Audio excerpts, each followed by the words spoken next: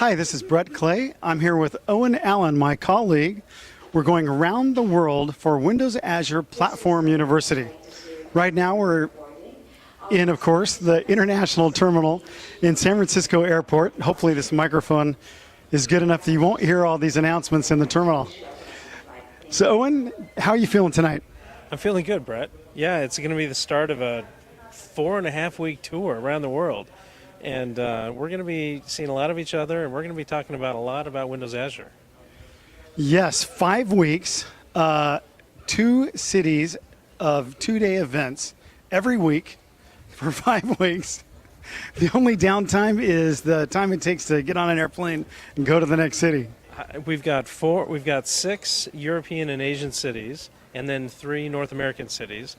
I've only been to 2 of the European and Asian cities, so I'm looking forward to some good traveling and hearing how partners around the world are starting to use this new technology. Yeah, so the point of this tour is to train the Microsoft salespeople and system integrators and independent software developers on Windows Azure Platform, which is Microsoft's latest cloud computing offering that people can use to build new applications on.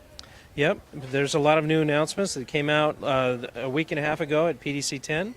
We'll be telling them about that. We'll be helping them learn how to sell and how to build their business around selling for Windows Azure, as well as helping ISVs understand the new capabilities of the platform as they start to move their applications on top of it.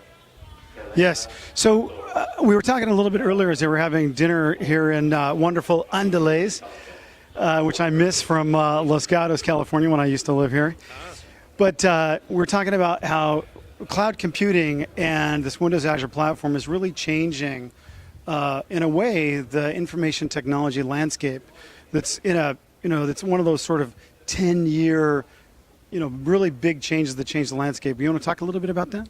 Well, you and I have been in the industry for quite a while, and so we've talked a lot with companies about distributed systems and about enterprise application integration systems and service bus directories. And so IT developers and enterprise developers have been putting together these support for distributed systems within their networks for years. Distributed content management systems, web and e-commerce systems, etc.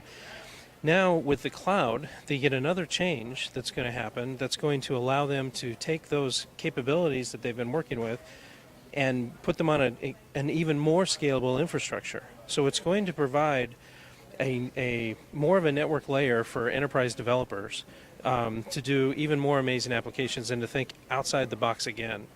Yeah, and the box, in this case, really being the on-premise data center, right, where everything has lived up until recently, at least. Right. And so for an individual application, there's a lot of new technology for the individual developer. But for the enterprise developer, or for the ISV that's targeting the enterprise developer, we've got a whole new layer of modularity, a new layer of service componentry that can be used to build applications on a different scale.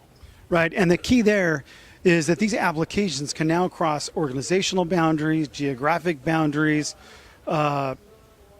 government, private sector boundaries, perhaps. I mean, there's still, of course, a big concern in general. When you talk about cloud computing, everyone's first questions or the objections are, well, is this thing secure? Is it going to be available? Can I trust you to keep my data, secure and available? And of course, in government sector, that they have their own issues around data sovereignty. But this kind of technology can start to really break down some of these barriers and provide that value. I think so. I think we've learned quite a bit about how security has matured, and we have new ways to handle distributed identities and new ways to handle claims and what people are actually available to access across organizational boundaries. So a lot of that is going to give more freedom to sharing data and more opportunity to share services across organizations. So instead of having all of the services being built by enterprise developers, it'll be much easier for them to incorporate applications and services that other folks are building or that their partners have built directly into their enterprise networks. Very nice, right? I hadn't even really thought about that as well.